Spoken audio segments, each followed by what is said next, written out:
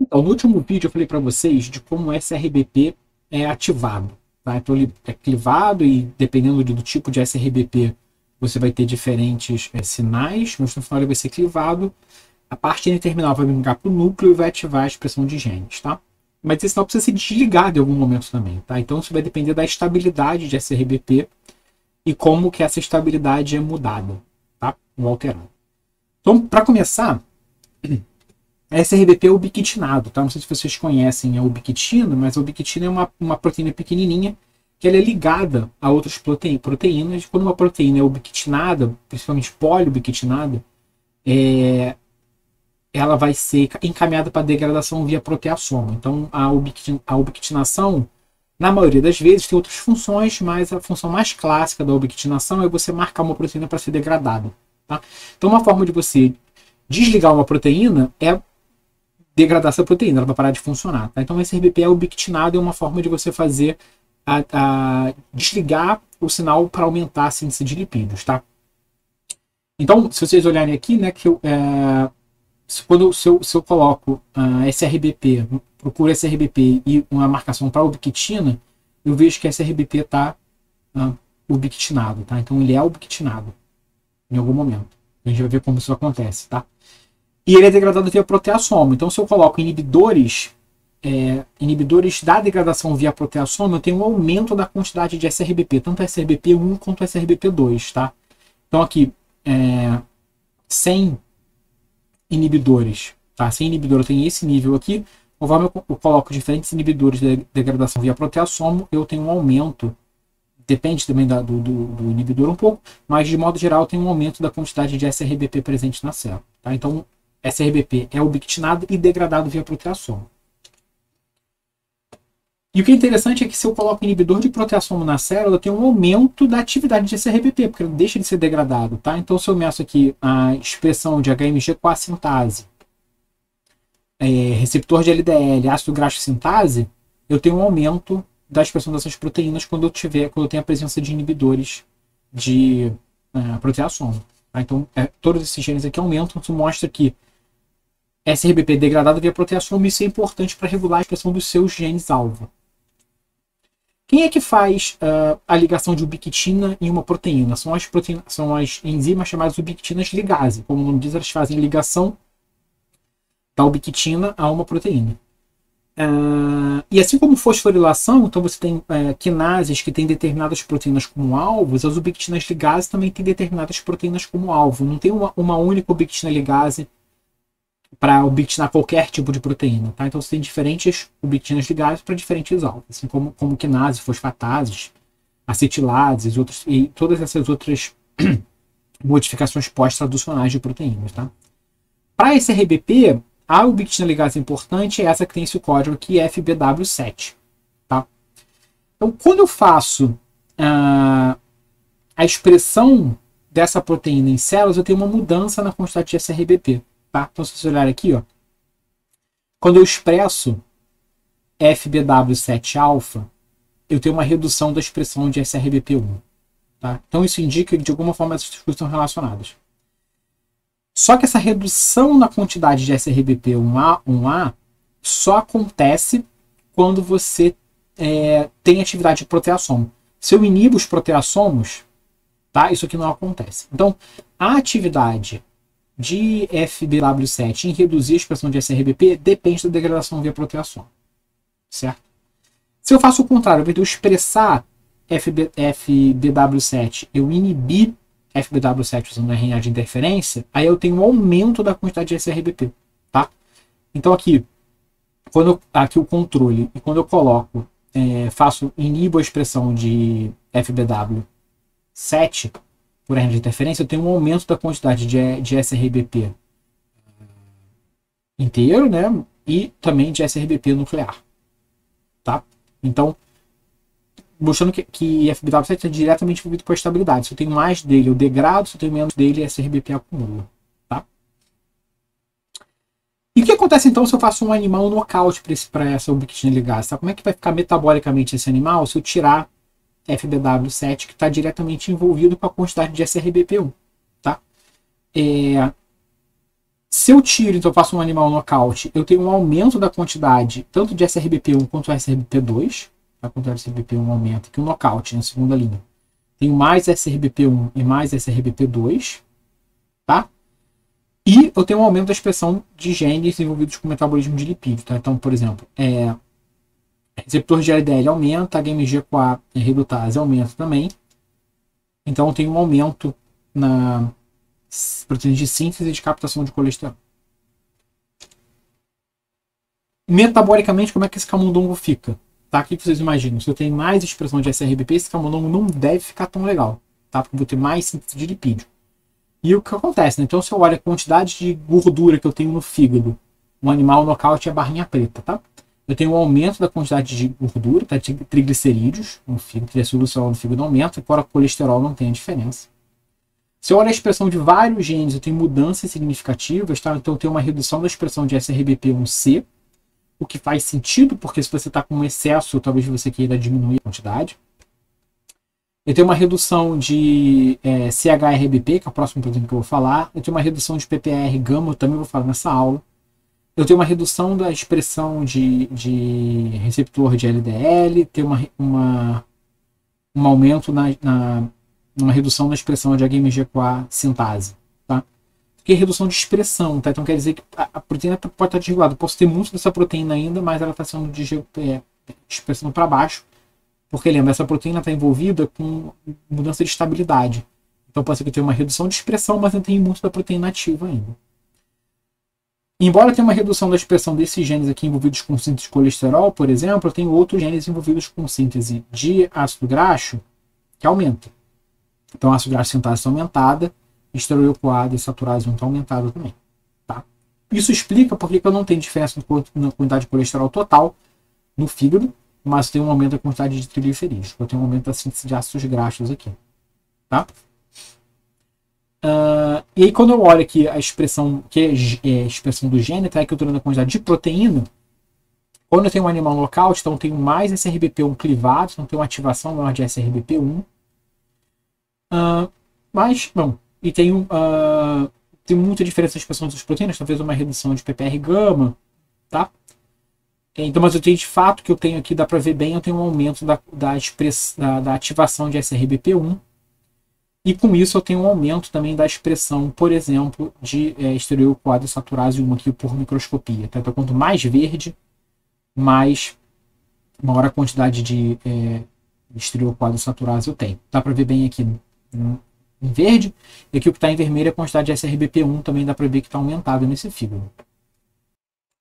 A pergunta que fica é como é que FBW7 sabe quando ela tem que obquinar SRBP ou não? Qual é o sinal que ela vai usar? Tá?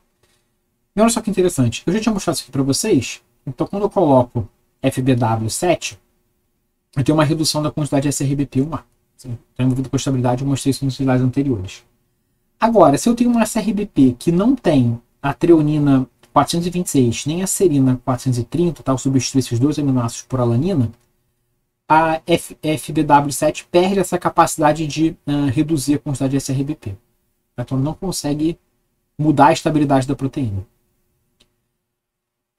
Por que esses aminoácidos são importantes? Eles são aminoácidos possivelmente fosforilados. A treonina e serina podem ser fosforilados. Então, não tem mudança de estabilidade, também não consigo ver uma ubiquitinação de SRBP. Tá? Então, quando eu tenho FBW7, eu tenho SRBP ubiquitinada, dá para ver que está mais escuro, isso aqui é a mancha de ubiquitinação. A quantidade de SRBP diminui. Mas se eu tenho de novo a mesma SRBP com as mesmas mutações, essa ubiquitinação não aparece em relação ao controle. E a quantidade de SRBP não diminui. Tá? Então, esses dois aminoácidos possivelmente passíveis de fosforilação são importantes para a capacidade de FBW7 de regular a quantidade de SRBP presente na célula. Por que isso é importante? Esses dois aminoácidos são fosforilados por glicogênio-sintase quinase 3, ou GSK3. Tá? GSK3 está na via de insulina, isso é importante. Então, se eu olho aqui a SRBP, tá? A fosforilação desses dois resíduos, eu vejo que eles são fosforilados, os dois resíduos são capazes de sofrer fosforilação. Tá? Agora, se eu não tenho se eu faço uma inibição, né, uma inibição por RNA de interferência da GSK3, tanto alfa e beta quanto beta, eu tenho uma redução na quantidade de fosforilação. Dá para ver que a mancha preta aqui está menor, então está menos fosforilado. Nosso experimento mostra que GSK3 fosforila SRBP nesses dois aminoácidos que são importantes. Tá? E o que é interessante também é que essa fosforilação depende da ligação de SRBP ao DNA. Tá? Então, se eu pego uma SRBP controle, tá, normal, selvagem, ele é capaz de ser fosforilado. Tá?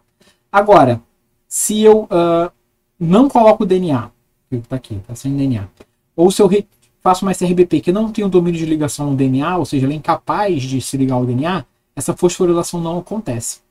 Então, GSK3 só é capaz de fosforilar SRBP depois que a SRBP já se ligou no seu promotor, ou seja, já iniciou o processo.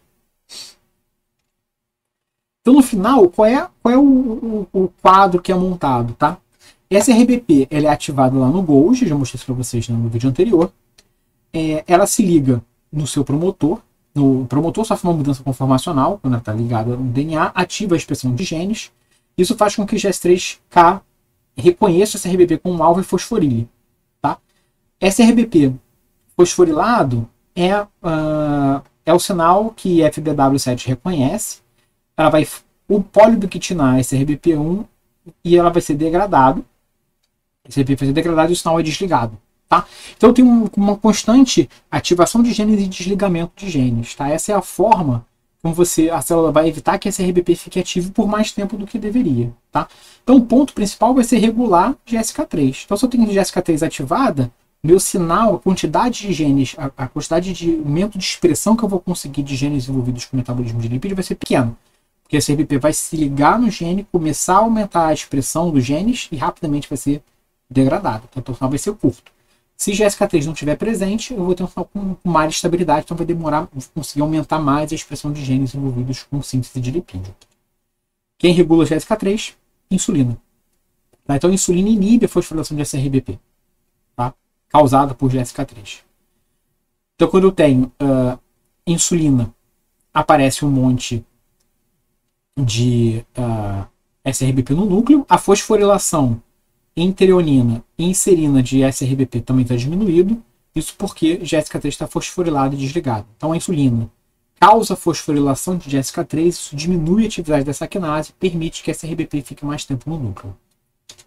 Então o quadro que esse montado total aqui agora, então tem a sinalização de insulina e regulação de SRBP, farei isso no vídeo anterior juntando aqui agora. Eu tenho PI3 quinase, que eu mostrei no vídeo anterior que está envolvido, regula, então a insulina ativa PI3 quinase, que ativa a AKT, que também está envolvido. A AKT regula a TOR, que também está envolvida. A TOR, então, na via de TOR, vai regular a ativação de SRBP1. Lembra, a TOR também regula a lipina, que vai controlar o quanto de SRBP entra. E, além disso, a AKT inibe GSK3. GSK3 regula a ubiquitinação de SRBP1. Então, a insulina regula tanto a ativação de SRBP, quanto o seu desligamento.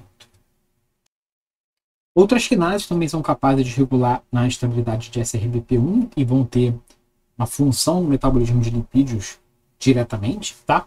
Então, uma dessas quinases é a quinase dependente de ciclina 8, CDK8, tá? E a CDK8 é regulada, como ela é dependente de ciclina, é regulada por ciclina C. Então, quando a gente faz RNAi ou para CDK8, que é a quinase, ou para o seu regulador ciclina C, a gente tem uma redução da fosforilação de SRBP em treonina, tá? Então, estou olhando aqui a fosforilação, tá vendo? No controle, SRBP fosforilado em treonina e serina. Quando eu faço RNAi para CDK8 ou para ciclina C, eu tenho uma redução da fosforilação em treonina, tá? Isso faz com que eu tenha uma mudança na estabilidade de SRBP. Então, lembra, a fosforilação nesses resíduos faz com que ela vai ser ubiquitinada. Então, se eu diminuo essa fosforilação, ela acaba durando mais. É o que de fato acontece, tá? Então, se eu meço aqui a quantidade de SRBP presente na célula, no controle ela vai diminuindo, conforme vai passando o tempo, tá?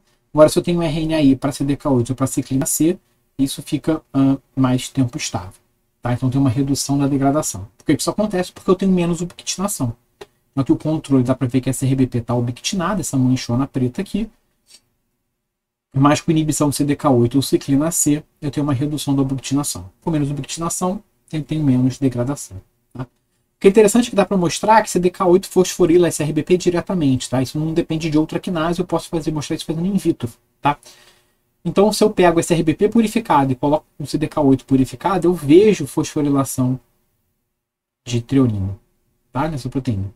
Se eu ferro o CDK8, ou seja, desnatura a proteína, ela perde atividade quinásica, eu paro de ver esse efeito. Então é uma ação direta de CDK8 sobre SRBP que leva a essa fosforilação e vai levar à sua degradação. O que acontece se eu faço, então, quais são os efeitos que eu tenho se eu faço um knockdown, ou seja, se eu reduzo a expressão de CDK8 nas células, eu tenho um aumento da ativação de SRBP. Então, se eu faço um RNA para CDK8, eu tenho mais SRBP nuclear, e com isso eu tenho um aumento da expressão de genes lipogênicos, tá? Então dá para ver que eu tenho um aumento de ácido graxo sintase, mas também tem um aumento de, além de ácido graxo sintase, tem um aumento de esteroicoide saturado, de acil-CoA sintetase, que são as barrinhas brancas. Então, quando eu tenho 100 CDK8 com uma redução de expressão de CDK8, eu tenho um aumento dos genes envolvidos com síntese de lipídio. Eu tenho um aumento da síntese de ácidos graxos, tá? Então, tem mais ácido graxo sendo sintetizado no fígado. E com isso eu tenho mais gordura hepática, tá? Dá para ver aqui bioquimicamente, tá? E também na microscopia, que a mancha que está manchada em vermelho é a marcação Power Red, está marcando os lipídios no fígado. Tá? Então, eu tenho mais gordura hepática ali. Mostrando que CDK8 está diretamente envolvido com o metabolismo de lipídio através de SRBP. E se eu faço um animal nocaute para CDK8, tá? Que eu estou usando drosófila. Se eu tenho animais, moscas nocautes para CDK8 ou para ciclina C de novo, eu tenho um aumento da quantidade de gordura nas larvas. A gente vai ter uma aula para falar especificamente de modelos para metabolismo de lipídio, mas dá para ver bem aqui a larvinha, o que está em branco aqui é a quantidade de gordura. Como a larva de drosófila acaba sendo meio transparente, é fácil de você conseguir a gordura mesmo sem precisar abrir o bicho. Tá? Aqui o controle, você vê que nocaute para CDK8 ou nocaute para ciclina C, o bicho fica com mais gordura, a larva tem mais gordura, a larva é mais gordinha, tá? E eu consigo medir isso bioquimicamente, eu tenho mais gordura nessas larvas, e se eu fizer por microscopia, corando também com oil red, eu tenho uma maior marcação de lipídio nessas larvas, tá? E o que é interessante é que isso depende da presença de SRBP, tá? Então, se eu tenho um animal nocaute para SRBP, eu tenho uma redução na quantidade de gordura. Se eu tenho um animal nocaute para CDK8, eu já mostrei que antes, tem um aumento da quantidade de gordura. Agora, se eu tenho nocaute para RNAi para CDK8 e RNAi para SRBP, fica normal a quantidade de lipídio. Mesma coisa para ciclina C. Então, ciclina C, RNAi para ciclina C aumenta a quantidade de lipídio na larva, mas eu tenho inibo tanto ciclina C quanto CRBP, eu diminuo a quantidade de lipídio de novo. Tá? Então mostra que a atividade de CDK8 sobre o metabolismo de lipídio depende de SRBP também nas moscas. Falando um pouquinho de microRNAs, aqui tem um microRNA muito interessante envolvido com SRBP. Eu falei de microRNA na última aula para vocês. Esse microRNA, que é o MIR33, ele está localizado no intron de SRBP.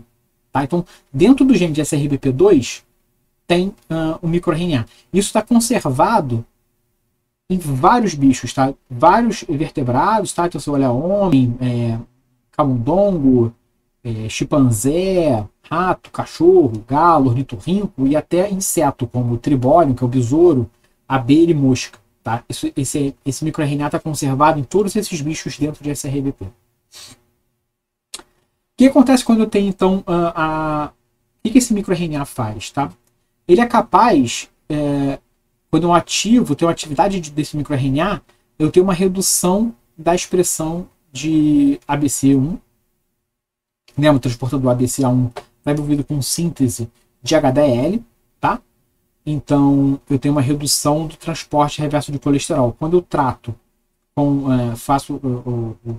ativo esse microRNA, né, trato com microRNA, eu tenho uma redução do transporte reverso de colesterol. Além disso, eu tenho outros efeitos, tá? Então, o tratamento com esse microRNA, além da redução da expressão do transportador ABCA1, eu tenho uma redução de CPT1, tá? Que é uma proteína envolvida, que é carnitina palmitotransferase 1, que é envolvida com oxidação de ácidos graxos, beta-oxidação. Então, além da expressão desse gene, eu tenho, de fato, uma redução da atividade beta-oxidativa, tá? Estamos comparando essas duas barrinhas brancas aqui. O controle tem esse nível de oxidação de lipídios, ácidos graxos. Quando eu trato com microRNA, eu tenho uma redução dessa atividade. Isso faz com que eu tenha um acúmulo tanto de ácidos graxos quanto de triglicerídeos na célula. O que é interessante, então, como esse microRNA ele tem um envolvimento quase que direto com transporte reverso de colesterol e oxidação de ácidos graxos, ele foi pensado como um alvo importante para tratamento para doenças metabólicas, tá? Então aqui é um trabalho que fizeram um tratamento anti-microRNA, tá, em macacos, tá? Então os macacos eram mantidos por uma dieta hipercalórica em determinado momento, depois eles eram avaliados usando um placebo ou um tratamento anti esse microRNA, de forma um inibidor desse microRNA, tá? Os camundongos controles são as barras vermelhas, os camundongos que receberam tratamento são as barras azuis, tá? Então dá para ver que eu tenho uma mudança na expressão de genes envolvidos com o transporte reverso de colesterol e oxidação de ácidos graxos, tá? Então, transportador ABCA1, que esse microRNA inibe, está aumentado. CPT1, que eu já tinha mostrado para vocês, também está aumentado. Então tem um aumento de transporte, genes envolvidos com transporte reverso de colesterol e beta-oxidação. Por outro lado, eu tenho uma redução da expressão de genes lipogênicos, tá? Então, SRBP está diminuído, ATP citrato-liase está diminuído, a acetilcarboxilase está diminuída também, ácido graxo sintase está diminuída. Então, eu tenho a inibição desse microRNA, deixa o macaco com uma tendência mais oxidativa e menos lipogênica. E se eu olho, então, o perfil plasmático desse macaco, eu não tenho uma mudança clara em colesterol total, tá? Mas eu tenho um aumento de colesterol colesterol HDL. Então, eu tenho um aumento do transporte reverso de colesterol. Eu tenho um camundongo com mais HDL, tá? Eu tenho uma tendência a uma redução aqui no final, uma redução da quantidade de VLDL. Então, se eu não tenho uma mudança no colesterol total, pelo menos eu tenho uma mudança no perfil, diminuindo o risco de arteriosclerose, que eu estou aumentando o colesterol HDL e diminuindo uma tendência de diminuição do colesterol VLDL. Um outro microRNA que está envolvido com a regulação de SRBP é o microRNA 182, tá? A primeira coisa que é importante é que SRBP2 regula o promotor desse microRNA, tá? Então aqui eu tenho um ensaio repórter com luciferase. Como é que funciona esse ensaio?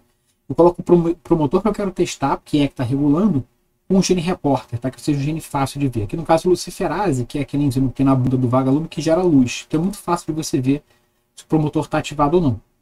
Você pode usar alguma coisa que gere cor, ou uma proteína fluorescente, por exemplo, GFP, que vai ficar fluorescente para ser fácil de ver, ou alguma enzima que seja fácil de medir colorimétrica, que precipite alguma coisa, tipo beta-galactosidase. Então isso é chamado de gene ensaio repórter, tá? Então eu coloco o promotor que eu quero testar, aqui no caso o promotor do microRNA, e coloco o gene repórter seja fácil de ver, e depois eu vou testando, vou jogando coisas nesse promotor e vejo quais deles aumenta a quantidade de luz, tá? Aqui então tem a quantidade basal, e eu consigo ver que quando eu coloco o promotor do microRNA e coloco a quantidade crescente de SRBP2 lá, eu tenho um aumento da atividade desse promotor, ou seja, SRBP2 está regulando a expressão desse microRNA, tá? E eu posso fazer mutações desse promotor, eu posso tirar esses boxes aqui, essas regiões de ligação, e vejo quando eu tiro esses dois boxes aqui, que são domínios de resposta a esteróis, eu tenho uma redução da atividade, da capacidade de SRBP2 de regular a expressão desse gene. Então, de fato, ele está ligando nesses pontos aí e aumentando a expressão desse microRNA, tá? E se eu inibo a expressão desse microRNA, tá? Quando eu coloco esse microRNA lá presente, o SRBP2 some. Agora, se eu faço a inibição desse microRNA, se eu coloco o inibidor desse microRNA, SRBP2 está aumentado, tá? Ou seja, esse microRNA ele funciona como um feedback negativo para SRBP.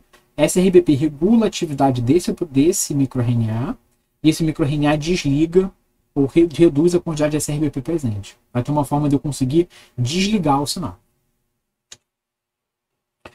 Mas, então, eu estou falando de desculpa, estou falando aqui de SRBP2. Tá? Então, SRBP2 liga nesse promotor, aumenta a expressão desse microRNA e desliga SRBP2. Qual é o efeito que ele tem sobre SRBP1? É diferente, tá?